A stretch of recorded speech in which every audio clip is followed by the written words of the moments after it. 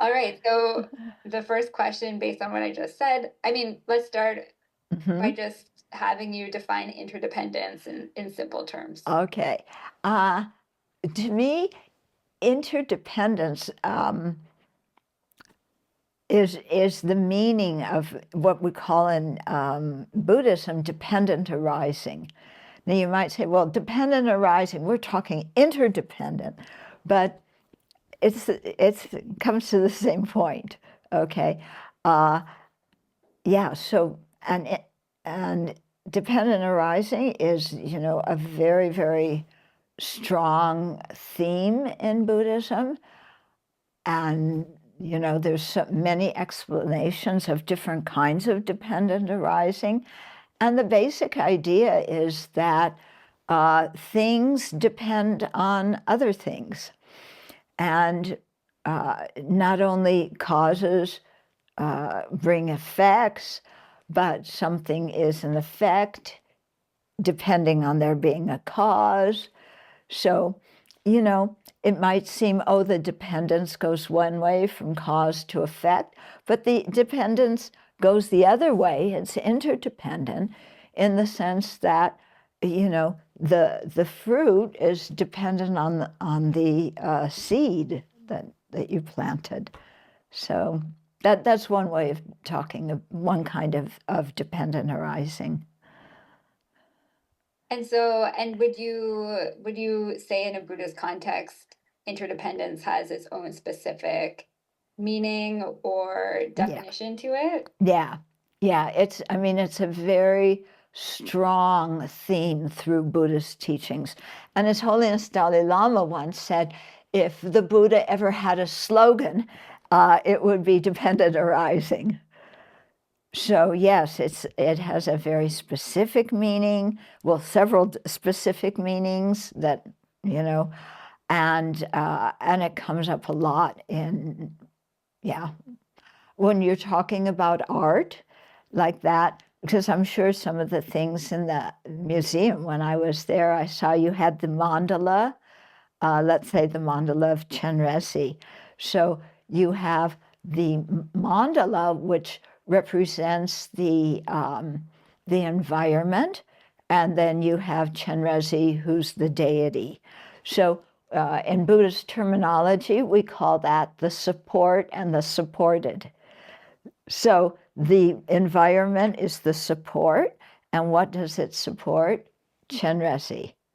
Okay, so then you have the whole mandala picture there with you know, the deity, and as well as the whole environment. So that's one example in terms of art, how you would talk about dependent arising, or you would also see there's one tanka. I don't know if you have it there that shows how you develop shamatha or serenity, deep concentration. And it's a beautiful tanka. It shows a path that winds up like this, and the meditator starts at the bottom, uh, and he has an elephant and a monkey. So the elephant, it represents the part of our mind when we try and concentrate that gets quite dim, that falls asleep, that is dull. And then the monkey is the part of our mind that's always bouncing around, thinking about this, worried about that, anxiety about this. Okay. And so the picture is describing this dependent process by which somebody starts out like this, falling asleep, mind scattering, and then slowly, by practicing the methods that the Buddha taught for developing concentration, gradually the elephant calms down and changes color. The monkey, becomes very polite and starts following the meditator. And it shows how this, in pictorial form, it describes this dependent process. So that's another example in art that you would see. Beautiful. Thank you. I was going to ask for examples, so I appreciate that. Okay. had some ready. And so you've been speaking about dependent arising, which has the same meaning as interdependence in terms of conventional life and in terms of things' ultimate nature. Yeah. And could you tell us a bit about these two perspectives? Oh, yeah. This is where you really get into um, dependent arising.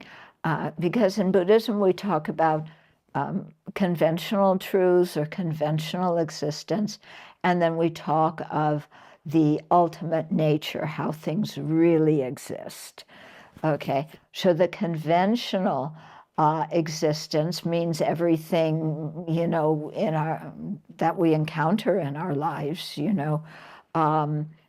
and so that's one way of that's the dependent arising is goes more with the conventional existence. And then when you talk about the ultimate nature, yeah, you don't talk about ultimate existence because nothing exists ultimately, but things do have an ultimate nature in the sense of that's how they really exist. And how do they really exist?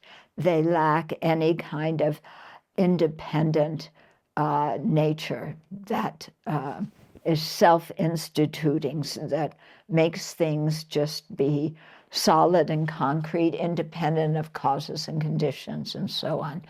And so there, the more we understand dependence, the more we begin to understand how things are empty of any kind of independent existence, any kind of, to use Buddhist terminology, inherent existence. Yeah. And so when you really get into that, then deeply understanding dependent arising becomes what they call the king of reasonings for proving to ourselves how things exist on the ultimate level, that they lack any kind of independent existence.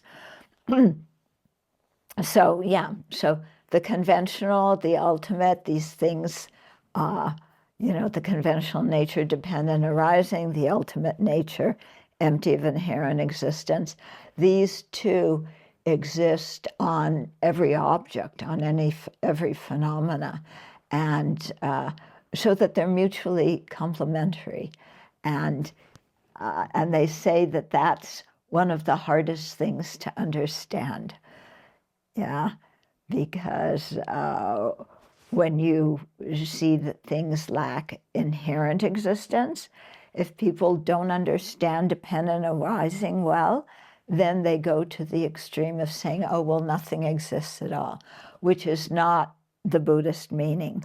Yeah, but then when they say, oh, things exist, then our mind, because it's so habituated to grasping at inherent or independent existence, then we go to that extreme. Yeah. So we're definitely extremists, aren't we? Yeah. We bounce back and forth between absolutism and nihilism, back and forth and back and forth. And so the trick is, for the really astute meditators on a high level of practice, what they're doing is they're seeing that dependent arising and the emptiness of inherent existence are mutually complementary, and that the two things arise dependently because they're empty. Things are empty because they arise dependently. Yeah. And you begin to see, oh, yeah, these two really go together to the extent that, they say that the meaning, emptiness dawns as the meaning of dependent arising, and dependent arising dawns as the meaning of emptiness. And I can say the words, but the actual understanding of this is at a level that I'm not at. But it gives us some kind of clue of how to think and how to, yeah, really analyze and check things. Yeah, thank you. It was beautifully said. I learned so much just from that one answer.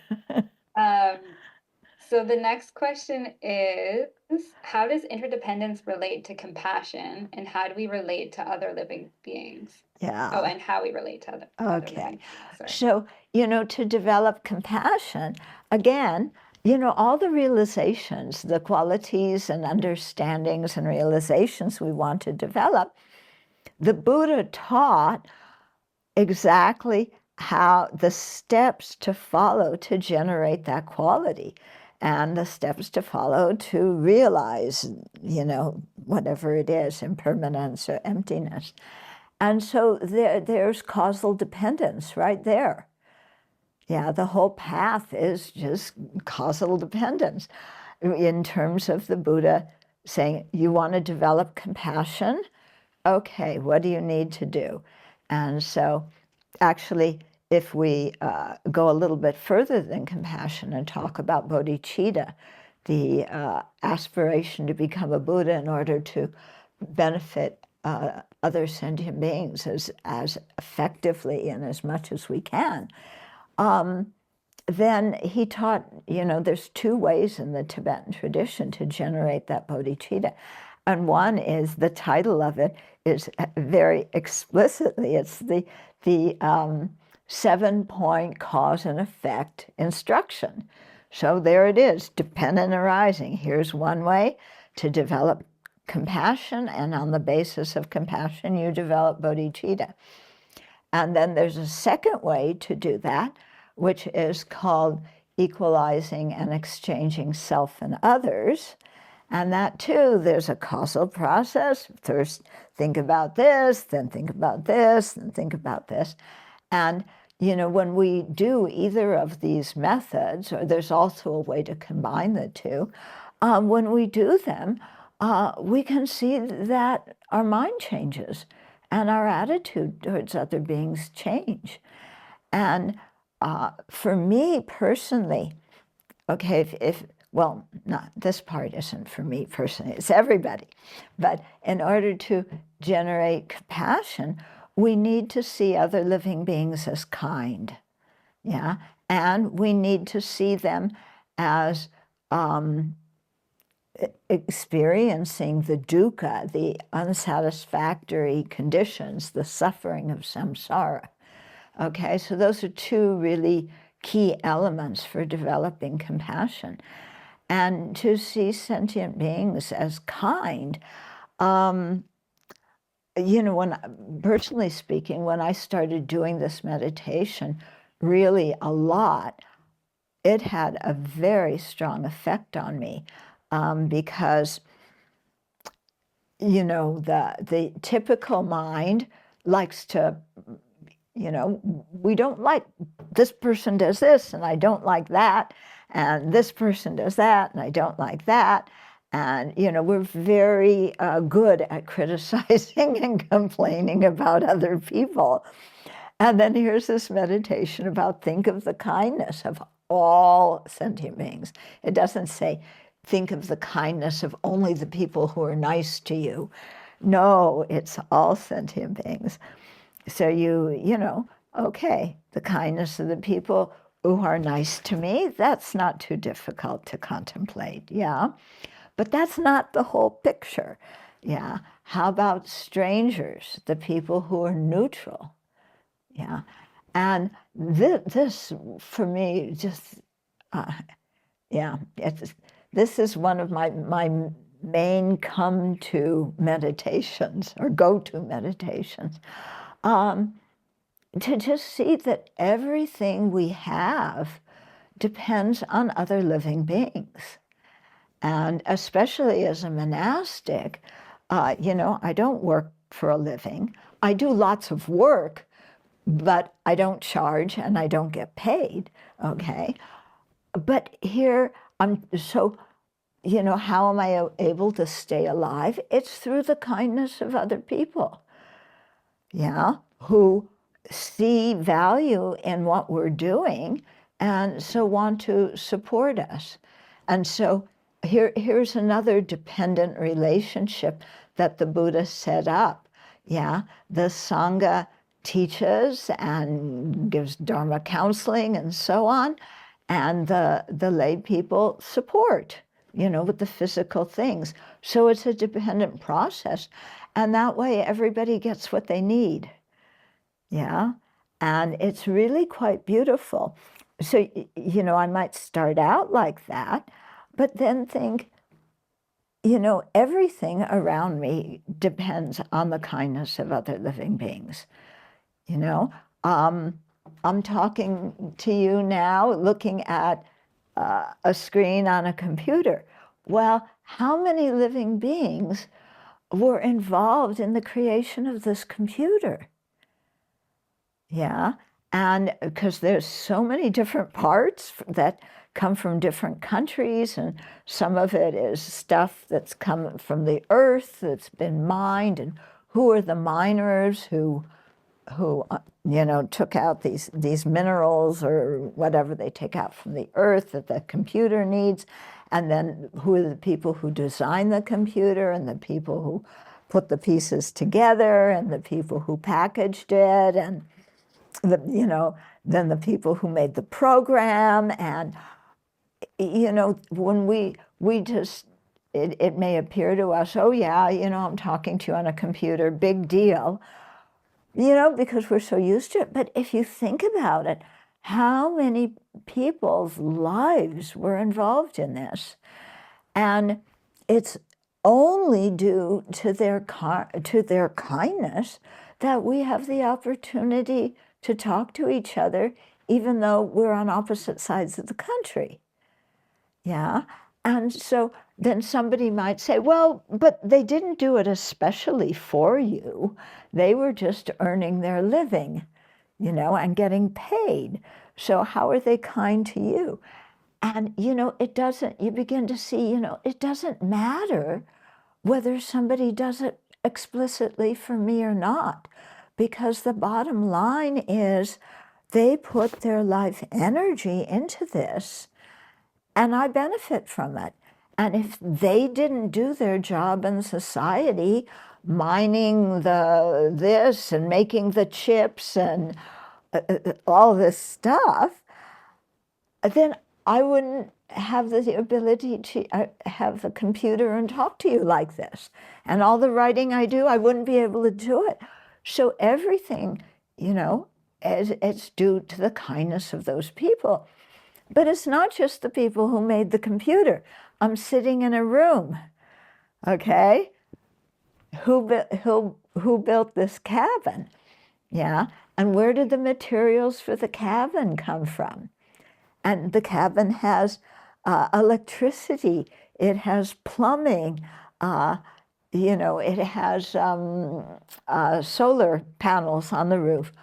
Who made all of these things? And the carpeting and the chair I'm sitting in. And you go on and on. You take any small thing in your life and you see this is composed of countless beings, life energies, and I'm dependent on them, and it becomes really evident, I think, that more than any time in human history, we are dependent on each other. So this whole idea in America of I'm independent and you pick yourself up by your own bootstraps, independent of everybody else, come on. Everything is dependent on other living beings. So other living beings are kind.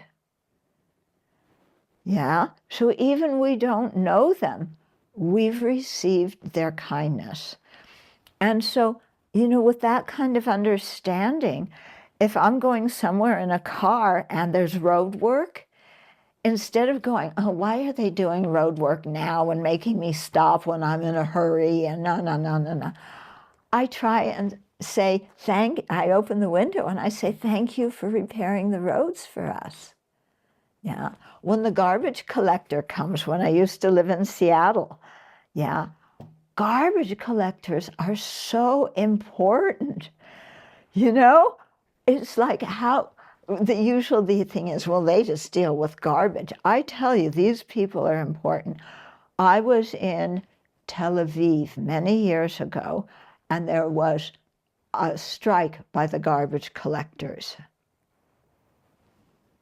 Boy, do you realize how important those people are and how they prevent illness, and just how dependent we are on them and how kind they are for what they do. And so, this method that the Buddha taught, when you really use it, your attitude changes. And instead of feeling like, oh, people don't appreciate me enough, I don't have enough love, people are mean, you throw all that out and you begin to think, wow, I've been the recipient of tremendous kindness my entire life, And then somebody comes along and says, well, what about the people who harm you? They aren't kind, are they? And you say, well, I'll tell you a little story that goes with this, a little diversion. So as a baby nun, I thought I didn't have any problem with anger, because I didn't yell and scream and throw things. I would just shut down and go away, cry a little bit maybe.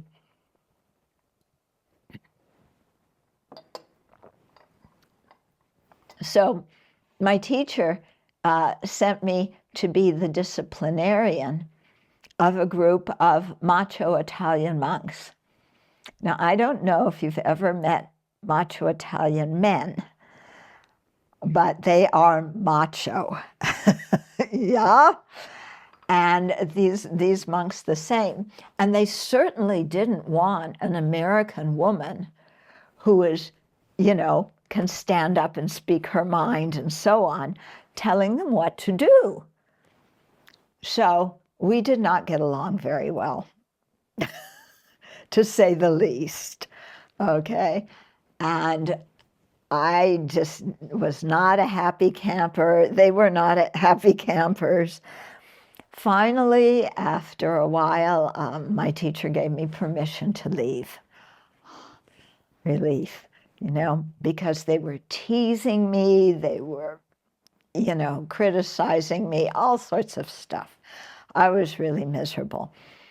So I go back to Kapan and I'm talking to Zopa Rinpoche, sitting on the roof, looking over the peaceful Kathmandu Valley. This was many years ago, so it was still quite peaceful then. And Rinpoche says to me, who's kinder to you? Let's say one of these monks that I had the most problem with, let's call him Sam. That's not his real name. But who's kinder to you, Sam or the Buddha? Rinpoche, the Buddha is much kinder to me. Sam, minus 100 on the kindness scale. And Rinpoche looked at me and he said, Sam is kinder to you than the Buddha.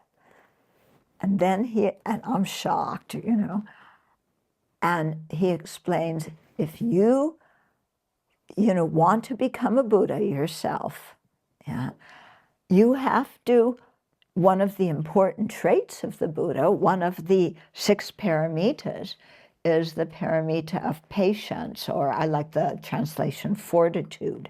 The ability to endure harm, to endure things not going the way you want, to endure criticism. And Rinpoche said, you cannot practice fortitude with the Buddha because the Buddha is always kind. You need Sam in order to be able to practice fortitude. And if you don't complete that perfection of fortitude, you will never become a Buddha. So you need Sam. And so in that way, Sam is kind to you because he serves as the object that I need to practice fortitude with. So, of course, that was not what I wanted to hear. What I wanted to hear was some sympathy. Oh, yes, I know Sam is a very difficult person, but you did so well trying your best to get along with him, but he's really difficult. That's what I wanted to hear. That's not what my teacher said. He said, Sam is kinder to you than the Buddha. And boy, I had to take that in and do a lot of meditation. And then, of course, Sam incarnates in many other forms in our life. It's not just one person who gives us a hard time. Yeah. And so every time after that, there was one experience again where I felt like somebody had betrayed my trust. And then saying, oh, but wait a minute, another opportunity to practice fortitude. And this person, is really showing me, why am I so upset right now? Because I had unrealistic expectations. And I'm angry because my expectations weren't met. But my expectations are my problem. Yeah. They're my problem. If I didn't have false expectations, then what this other person did, I wouldn't have felt it as a betrayal of trust. And so here again, this person is being really kind to me by pointing out my very unrealistic expectations. Yeah. And so then you see too, friends, strangers, also we call them enemies, people we don't get along with. All of them have been kind to me.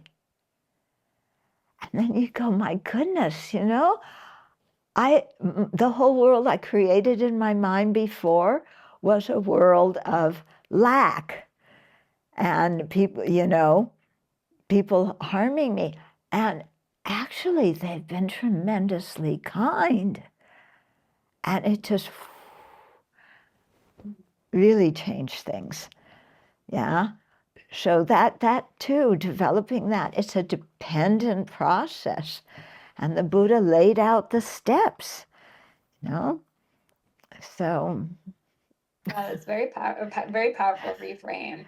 And I think too, recognizing the kindness that you've received, I imagine also makes one want to think about the kindness that they're putting out into the world too, Exactly. which could be a nice segue to our next question about how does interdependence relate to karma? Yeah. Well, of course, when you see yourself as the recipient of kindness, automatically you want to repay the kindness. Mm-hmm. Yeah. Okay. But explicitly, how does it relate to karma? Well, again, when we talk about the law of karma and its effects, where it's a system of cause and effect. Physics has a system of cause and effect, biology, psychology, chemistry. This is an ethical system of cause and effect. But it's cause and effect like all the other ones, And it means when we do certain actions, depending on the nature of the action, but particularly depending on our intention, our motivation for doing that, then depending on that, it leaves, for lack of a better expression, an energy trace on our mind stream. It's called a karmic seed, but it's not anything physical. And this has the potential that, when we acted, it creates a potential. The karmic seed is on our mind stream. When the proper causes and conditions come together, that seed ripens into our experience. So when we talk about karma, we're talking about cause and effect, dependent arising. Yeah. And so here too, the Buddha said, if you want happiness, these are the kinds of things to do. If you want to avoid suffering, then avoid these things. And so it's laid out, and then we have to think about it. How do my actions to be aware? I am creating the cause for my future experiences right now. And what I experience isn't an external objective reality.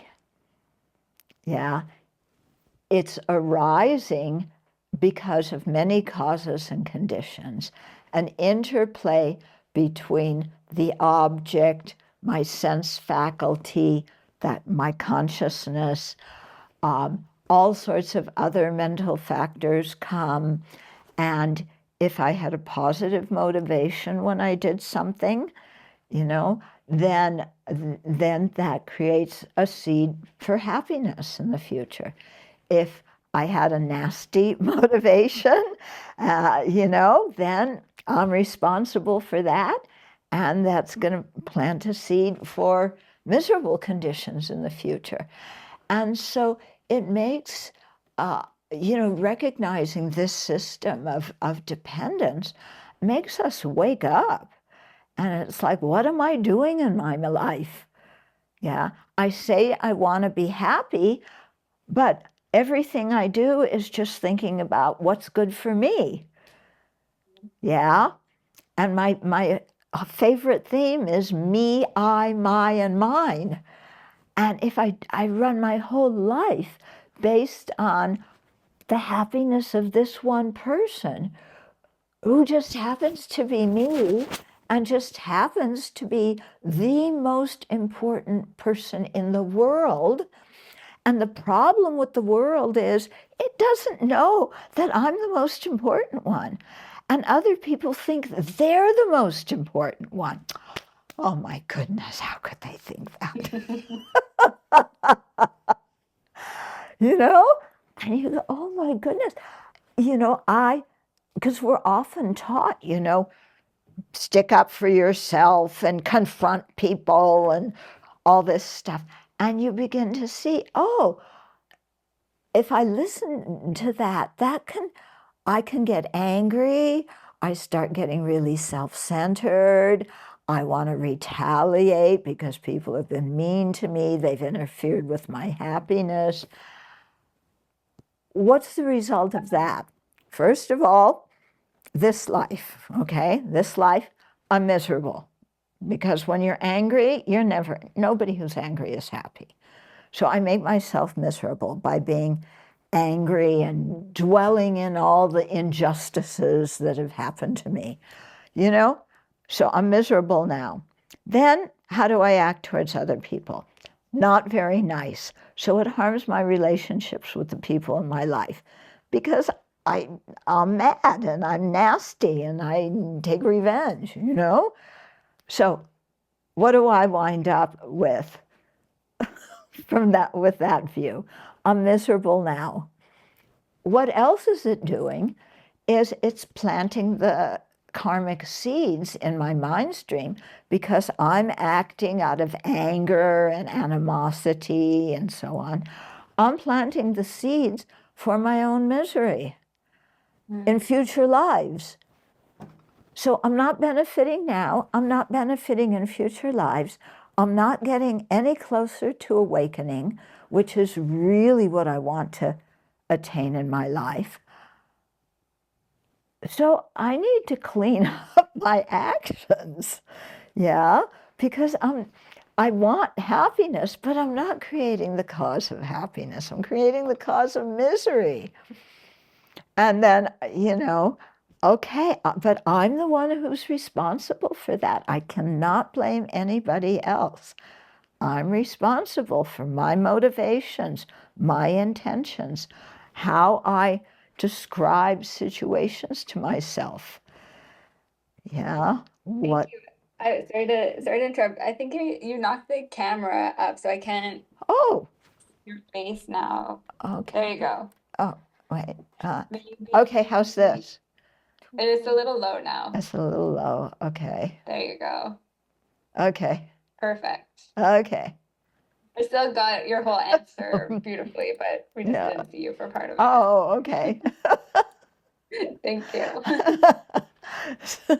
So, yeah, so really thinking about the system of cause and effect, karma and its effects, it, you know, if we really think about that in terms of our own life experiences, then again, it makes us change. For example, okay, people criticize me. Well, nobody likes to be criticized, do they? None of us, you know.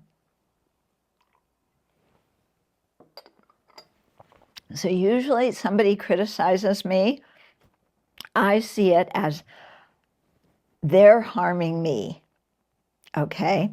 So the way I see it, which is incorrect, but this is the way I see it, is the harm is coming from them.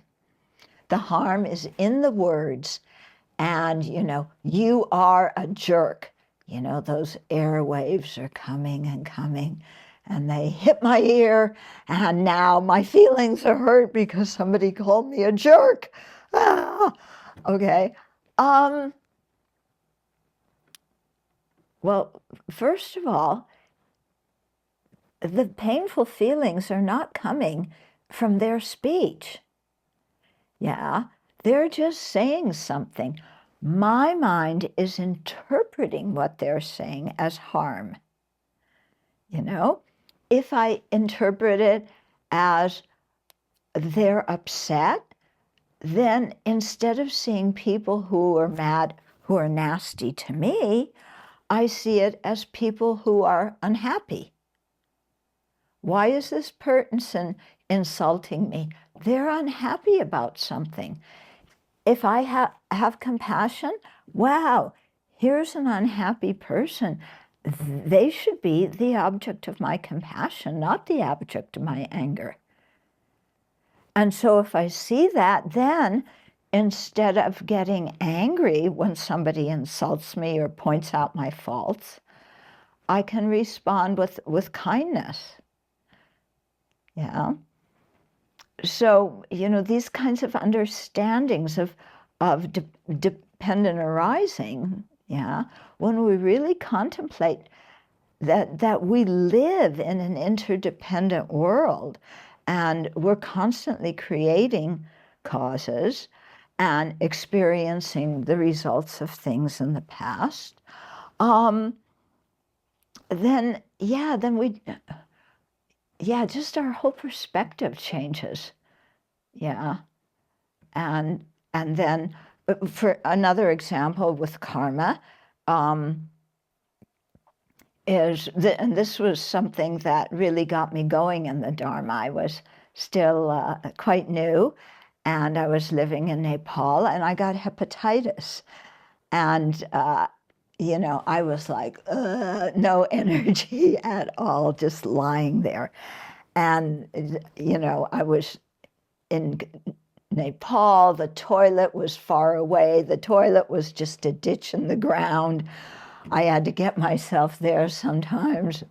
Anyway, so I was quite miserable and thinking, oh, you know, why am I sick? Well, there's a young man who's the chief cook, and all the little monks are the ones who chopping the vegetables, and they didn't wash the vegetables well enough, and they, you know, weren't being conscientious, and that's why I'm sick. Okay? But then somebody came and they gave me this little booklet, okay, very thin. It was called The Wheel of Sharp Weapons. And it had one of the mind training texts, and it had the commentary by Geshe Nawang Dargye, one of my teachers. And I'm reading the text because I'm lying there. I have nothing else to do, being sick. And I come to one verse that talks about, you know, when you're ill and your body is racked with pain, this is a karmic result of having harmed other living beings before. Mm. And all of a sudden I went, oh, okay, here, this is the karmic cause for why I'm sick. Yeah. And then I began to think, harm other living beings. Well, who knows what in the world I did in the past. But even this lifetime, when I was a little kid, we had lots of snails in the garden. And I thought, I'm going to help Mom and Dad collecting all the snails so they don't eat the plants that Mom and Dad like. And I made all the snails into a pile, and then I stomped on them and killed all the snails. And I also would compete with my brother who could swat the most flies. And I began to think, okay, I haven't killed any human being, but look at all the insects and other living beings I killed. And now I'm sick? It makes sense. Yeah. If I don't like the result of being sick, then I have to stop creating the cause. And so I have to stop killing insects, any kind of thing that involves harming others physically. Mm-hmm. And then I thought back in the past of my 21st birthday, my friends took me out for a special dinner. This was a couple of years before I met the Dharma. What was the special dinner? Live lobster, that you picked out your lobster and dropped it into the boiling water, and they cooked it, and then they served it. And I thought, oh my goodness. It was the only time I ever did that. But I thought, how could I have done that? I mean, the suffering that lobster went through getting dropped into hot water. Okay, I'm sick. I'm not going to complain. What is happening to me is nothing. Yeah. Yeah, thank you. Oh. Yeah. And could you speak a bit about how interdependence applies to how we treat our environment? I mean, you just spoke so eloquently about, our treatment of animals and insects, but maybe we could talk about the environment. Well, it goes perfectly with, concern about climate change and pollution in the environment. If we care about sentient beings, then we need to care about their environment, because every living being depends on the environment in which they live. If it's polluted, they fall ill. If there's inequality, and wealth inequality, people fall ill, people are unhappy, you have social unrest. So, caring for the environment is quite important. Not only climate change, pollution, that part of the environment, but also our social structures and how people relate to each other. And, in the States, we have an election coming up, and and, the harsh words are flowing, and criticism and lies and exaggeration and blame, and you just realize, okay, I will form myself, the policies that I think, who's advocating policies that I think are more beneficial for the world. I will vote for those people, but I'm not going to get involved in all this, bad, calling each other names, accusing each other, blaming, all this stuff, because that doesn't help anybody at all, And, then you start also, it makes you more aware of how am I using the things that I have? To what extent am I,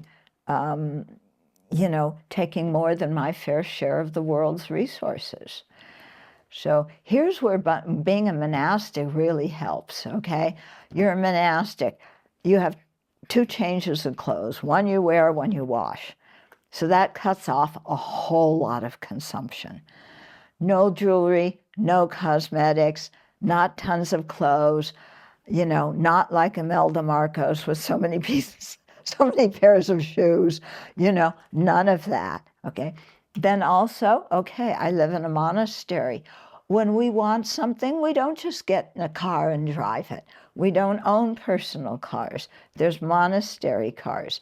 Somebody will go to town and run errands on everybody's behalf so that there's one trip to town instead of 10 or 20. Yeah. So just to see how we can cut down on a lot of that. We recycle things, and we, compost our food scraps. And so we always are having guests come here. And some of them, they're kind of astounded by the amount of things that can be recycled. And then they go, oh, gee, it isn't that difficult to recycle things. And they start to do that when they go home.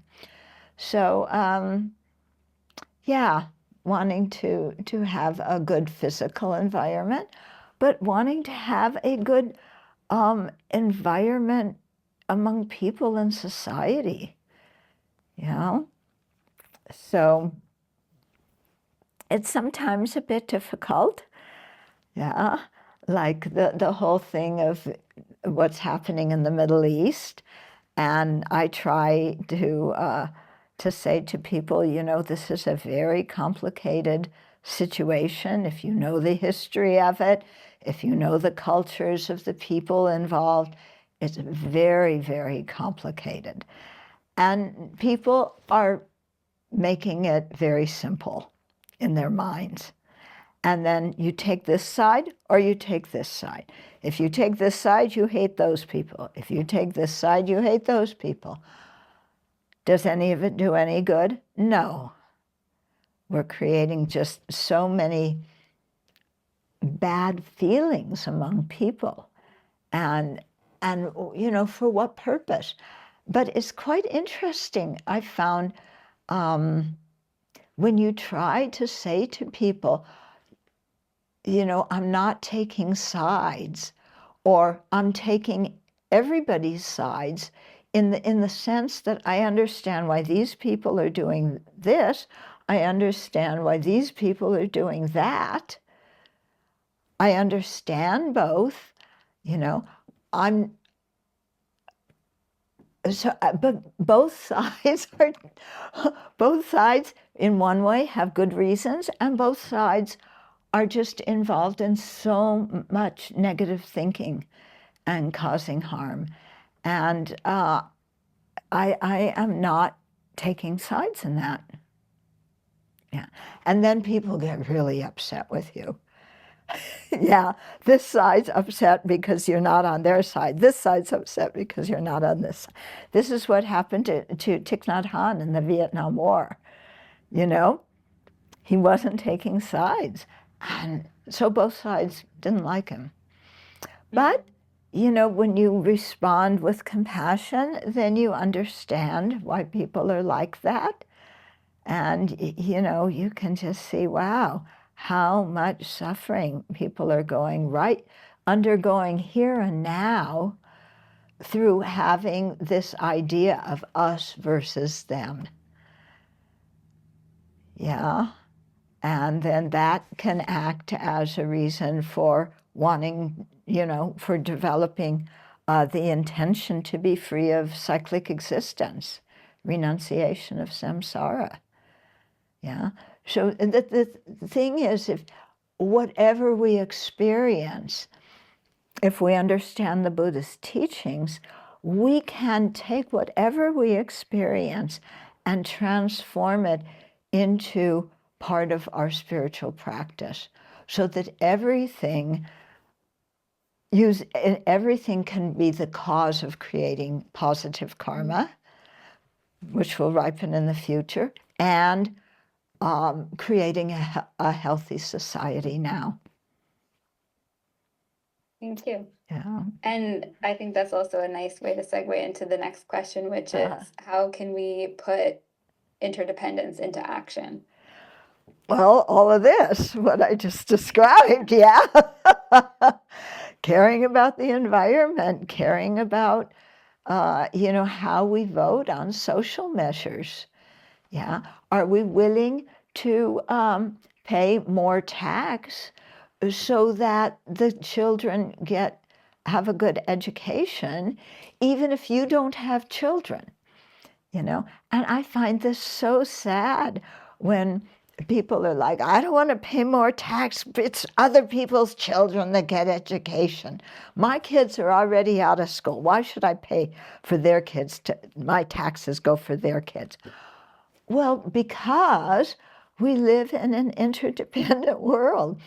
And if those kids don't have a good education, if they don't have after-school activities, then what are they going to do? They're going to hang out in the streets and get in trouble. And whose neighborhood is that going to happen in? Yours. Yeah. If you don't take care of those kids, actually, you're going to suffer right here and now. Yeah. And so that's why His Holiness Dalai Lama says, if you want to be selfish, be wisely selfish and take care of others. Because if we take care of others and we try and help others, then we're going to live with happy people and we're going to be happier.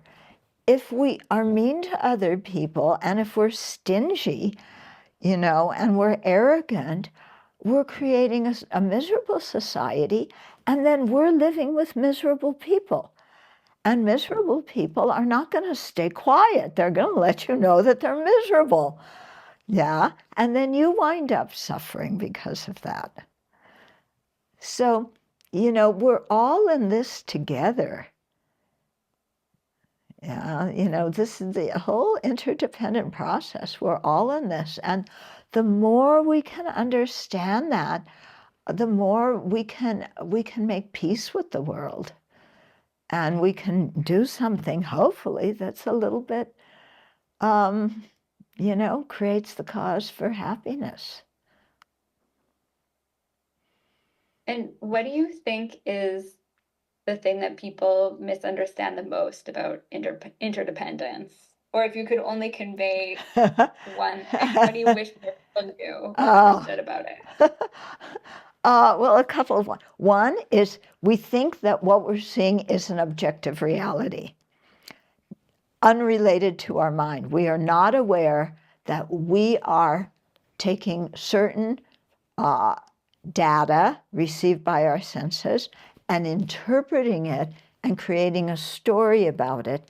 And that when this story is based on me, I, my, and mine, and I'm the most important one, then the story I'm creating is, I'm not going to be happy because I'm going to see the whole world as unfair to me. Yeah. And yeah, then I get angry. I create more cause for unhappiness by being angry. Yeah. Then you're going to meet people who say, but anger is good. Yeah. I once gave a talk at a university. They had a department of for people who were did conflict mediation. Yeah. And they asked me to give a talk, and I gave a talk about the faults of anger, and they got really upset with me. They said, but anger is good. Anger lets you know that something is wrong. And I'm like, wait a minute. I don't need to be angry to know that something's wrong. And anger is not the only thing that can propel me to act. And here, you look at the situation of the Tibetans who are in exile. Their country's been overrun. there's been genocide, there's been environmental destruction in Tibet, and His Holiness has been a refugee since 1959, but he's happy, and he works to resolve this conflict with the communist China. And he tells the Tibetans, don't harm the Chinese, don't be angry at them. Yeah. And so, the Tibetans have not been killing people and doing terrorist activities to draw attention to their cause. They're talking about ethics, talking about morality, talking about kindness. And that has an impact, If you look around the countries where people have become terrorists because they're being oppressed, it's not a successful strategy. They still haven't gotten the freedom they want. Of course, the Tibetans haven't either. But at least there's been minimal death with the Tibetan cause compared to the causes where, people are fighting and doing terrorist activities. Yeah. So, there's so many ways to put interdependence into practice in our lives. Thank you. And I had said this would be an hour long, and we're at an hour, and I want to be respectful of your time. Okay. So do you have a bit longer to chat, or if you have to depart, then we can... Well, we can talk a little bit longer, okay? Okay. Well, I'll just choose one question to Okay. Well, I'll give you a choice of two questions that I'm most interested in. One is the question about how interdependence is represented in Buddhist art or symbols. Or if you would rather, maybe you could tell me a moment, tell me about a moment in your life when the reality of interdependence felt particularly strong or clear. So I'll let you choose which one you Okay. prefer to Well, answer. I think in some ways I've answered both. That is true. You did speak about the interdependence in art, I spoke about that, and Okay. and Well, then let me give you, this is the final question, and then if you feel like this one, I don't think we have touched on. Okay. But is Buddhism the only religion or philosophy that has this concept of interdependence, or does it, as far as you know, does it show up in other spiritual or religious traditions? I think, it shows up, the different levels of it show up in other religions. On the level of seeing sentient beings as kind and seeing our actions as influencing others and taking ethical responsibility for our own actions, I think that's found in other religions. Yeah. In terms of interdependence, meaning that things lack inherent existence, that I don't know if it's in other, spiritual traditions.